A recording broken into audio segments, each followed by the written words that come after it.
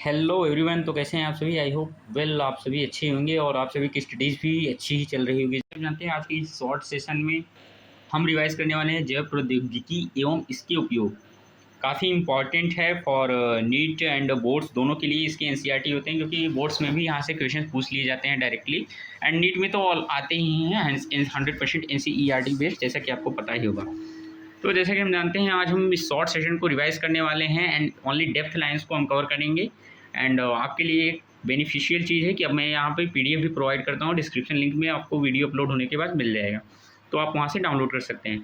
तो चलिए बिना देरी के हम स्टार्ट करते हैं। जो कि यहाँ पे फर्स्ट पैरा में दिया हुआ है, जैव भैषजिक एवं जैविक पदार्थों का औद्योगिक स्तर पर उत्पादन किया जा रहा है। काफ़ी इंपॉर्टेंट है, जैव भैषजिक एवं जैविक पदार्थों का औद्योगिक स्तर पर उत्पादन किया जा रहा है। जैव प्रौद्योगिकी का उपयोग चिकित्सा शास्त्र, काफ़ी इंपॉर्टेंट है, निदान सूचक, कृषि में आनुवंशिक रूपांतरित फसलें एवं संसाधित खाद्य तथा जैव सुधार एवं अपशिष्ट प्रतिपादन व ऊर्जा उत्पादन में हो रहा है। यहाँ पे टर्म्स काफ़ी इंपॉर्टेंट है, जैसे मेडिकल फील्ड, निदान सूचक, कृषि में आनुवंशिक रूपांतरित फसल, संसाधित खाद्य एवं जैव सुधार तथा अपशिष्ट प्रतिपादन व ऊर्जा उत्पादन। यहाँ तक टर्म्स जो है काफ़ी इंपॉर्टेंट है। आगे हम बात करते हैं नेक्स्ट लाइन में। तो जो उत्पादन में वृद्धि की हमें सफलता मिली है, उत्पादन में जो हमें वृद्धि आंशिक रूप से जो वृद्धि हमें देखने को मिली है वो आंशिक रूप से, मतलब बहुत कम परसेंटेज होता है इसका योगदान। किसका? उन्नत किस्म की जो फसलें होती हैं, मतलब ऐसा नहीं है कि हमने अच्छी किस्म की फसलें लगा दिए हैं और उसी के कारण हमें इतना अधिक उत्पादन मिल रहा है। यहाँ पे जो उन्नत किस्म की फसल है इसका कुछ ही % रोल होता है। यहाँ पे इस रोल होता है प्रबंधकीय व्यवस्था, उत्तम एवं कृषि रसायनों का उपयोग। इसी के कारण हमें यहाँ पे देखने को मिलता है क्या? अत्यधिक उत्पादन फसलों में। आगे हम बात करते हैं जो पादप कृतोद, और 1950 के दौरान वैज्ञानिकों ने यह पता किया था, काफ़ी इंपॉर्टेंट है ये सन, पादप कृतोदकी से पुनर्जनित किया जा सकता है। मतलब जो नए पादप का निर्माण हम कृतोदकी एक्सप्लेंट से कर सकते हैं और इसकी हम इस क्षमता के कारण पादपों के इस गुण को टोटिपोटेंसी भी या गुण शक्तता भी कहते हैं। आगे हम बात करते हैं तो पादपों के लिए जो पोषक माध्यम में जो कार्बनिक स्रोत होते हैं वो सुक्रोज तथा अकार्बनिक लवण, वाइटामिन, अमीनो अम्ल, वृद्धि नियामक एंड ऑक्सीन एंड साइटोकाइनिन्स जो कि हार्मोन्स है, ये इंपॉर्टेंट है। आगे हम बात करते हैं अत्यधिक महत्वपूर्ण खाद्य पादपों जैसे टमाटर, केला, सेब आदि का बड़े पैमाने पर उत्पादन इस विधि द्वारा किया जाता है। ये विधि की बात कौन सी विधि की बात कर रहा है? सोमाग्लो।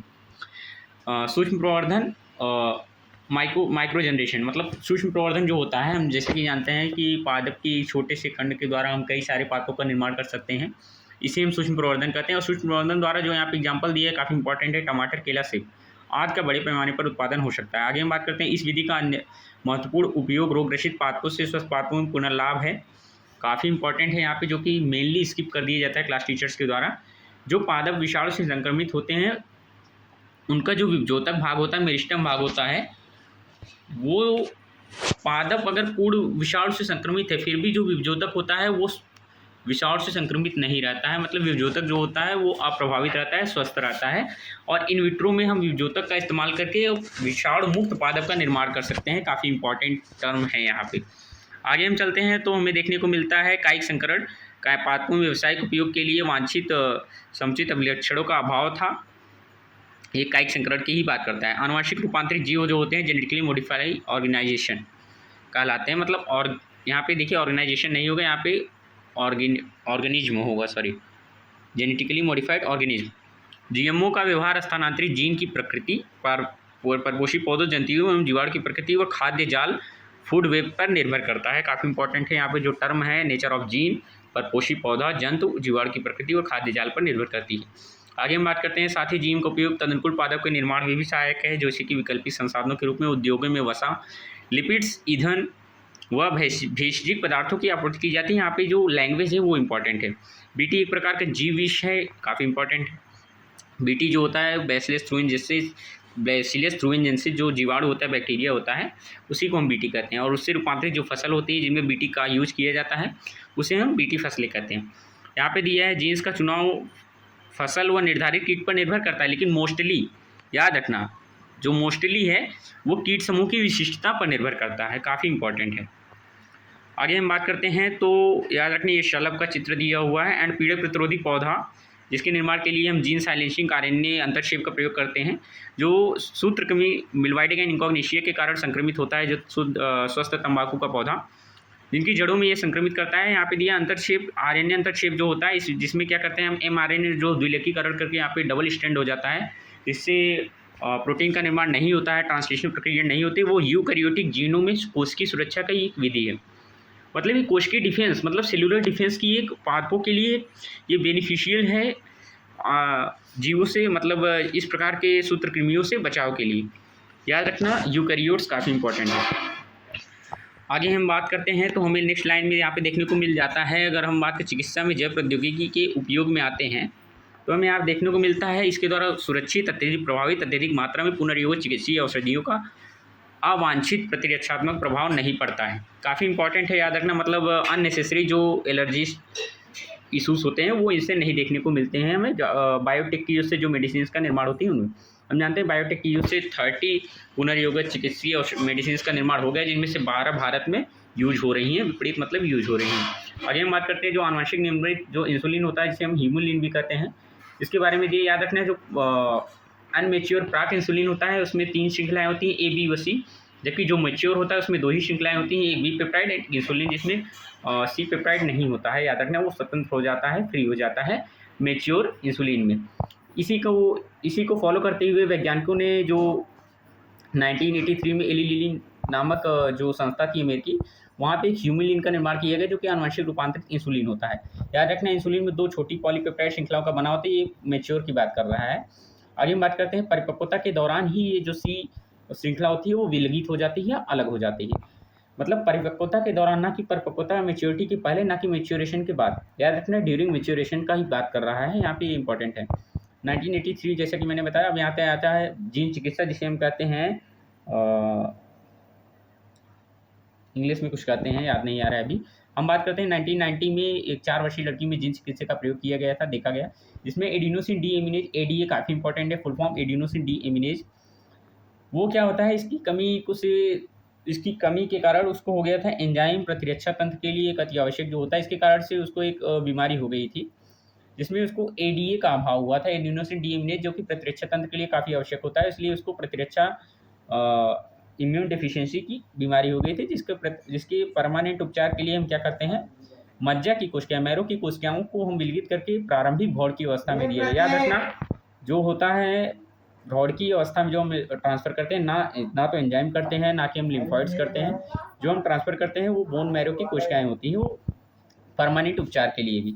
आणविक निदान की बात करते हैं, जो मॉलिक्यूलर डायग्नोसिस होती है, इसमें एक एलाइजा जो दिया है काफ़ी इंपॉर्टेंट है। एलिजा का फुल फॉर्म यहाँ पे हिंदी में काफ़ी इंपॉर्टेंट है, संलग्न प्रतिरक्षा आमापन।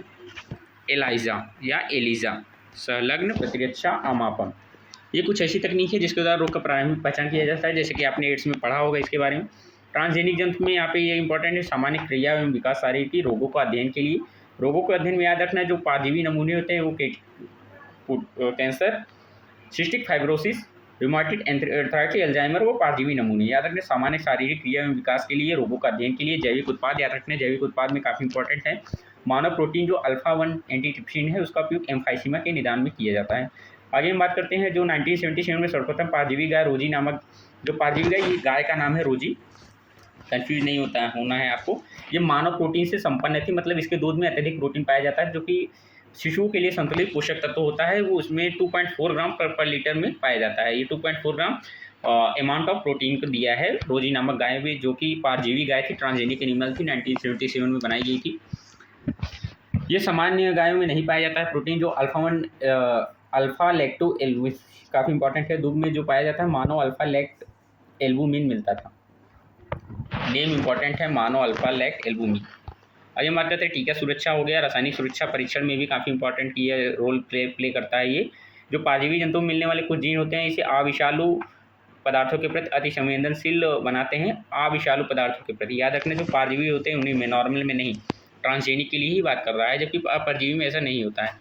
नैतिक मुद्दे की बात करते हैं तो सभी मानवीय क्रियाकलापों के लिए जो जिम्मेदारी के लिए सुरक्षात्मक या सहायक हो, उनके आचरण की परख के लिए कुछ नैतिक मानदंडों की आवश्यकता होती है, जिसमें भारत सरकार, याद रखना ये कि ना कि विश्व की बात कर रहा है, ये भारत सरकार की बात कर रहा है। GEAC जो जेनेटिक इंजीनियरिंग अप्रूवल कमेटी है, GEAC genetic engineering approval committee, ये जो होता है वो भारत सरकार द्वारा बनाया गया संगठन है, ना कि विश्व द्वारा। और आगे हम बात करते हैं तो भारत में धान की 2 लाख किस्में पाई जाती है, जिनमें से भी 27 जो होती है बासमती की पाई जाती है। 1977 में हमें बायोपायरेसी जैव चोरी का उदाहरण जो हमें अमेरिका द्वारा देखने को मिला था, वो भारत के एक बासमती चावल की जो किस्म थी उसको अर्धमौनी के साथ संकरित कराया और उसे एक नए किस्म का निर्माण किया और उस पर एकस्व प्राप्त कर लिया। याद रखना काफ़ी इंपॉर्टेंट है, जो बासमती का प्रोडक्ट था वो पहले से भारत में बनाया जाता था, उसका उपयोग करके उसने उस पर एकस्व प्राप्त कर लिया। लास्ट लाइन जो कि आपको नोट्स में ऐड कर लेना चाहिए, काफ़ी इंपॉर्टेंट है। भारतीय संसद ने हाल ही में भारत एकस्व बिल, इंडियन पेटेंट बिल दूसरा संशोधन किया है। याद रखें, यहाँ पे पूछ सकता है आपको नीट एंड बोर्ड्स में भी, यहाँ पे जो संशोधन हुआ था वो द्वितीय संशोधन हुआ था, जिसमें इन मुद्दों पर ध्यान देने के लिए कहा गया था आपातकालीन प्रावधान, अनुसंधान एवं विकासी प्रयास। समरी में भी एक इम्पॉर्टेंट एंड काफ़ी यूजफुल लाइन हमें देखने को मिल जाता है, पुनर्योग चिकित्सीय औषधियों मनुष्य के प्रोटीन के लिए समतुल्य होते हैं। जो रिकॉम्बिनेंट मेडिसिन होते हैं वो मनुष्य के प्रोटीन के समान होते हैं, इसलिए ये मनुष्य में प्रतिरक्षा तंत्र को सक्रिय नहीं कर पाते हैं और इसीलिए हमें एलर्जी की क्रिया देखने को नहीं मिलती है रिकॉम्बिनेंट मेडिसिन के द्वारा। आई होप आपको समझ में आया होगा। आगे हम बात करते हैं, एक बार फिर से आपको रिवाइज कर देते हैं। जो परजीवी जंतु होता है उसमें कैंसर, गुट की रेशा मैटर, रिमोटेड एंथराइटिस एंड एल्जाइमर जो जैव नमूने होते हैं उसका उदाहरण आपको याद रखना है। एंड फाइनली जैसे मैंने आपको बताया था 10 to 12 मिनट में हम अपने चैट सेशन को फिनिश कर देंगे एंड परफेक्ट वे में डेप्थ लाइन्स को कवर करेंगे। जो टिपिकल लाइन्स थी उसको मैंने यहाँ पे एक्सप्लेन कर दिया है। आई होप आप सभी को अच्छा समझ में आया होगा। एंड कैसा रहा सेशन आप ज़रूर बताइएगा कमेंट सेक्शन में। एंड आपको नेक्स्ट सेशन किस पर चाहिए, शॉर्ट नोट्स या फिर कोई भी बोर्ड से संबंधित आप बता सकते हैं। और इस चैप्टर में अगर आपको कहीं भी डाउट आया तो आप बता सकते हैं, आपके डाउट को ज़रूर क्लियर किया जाएगा।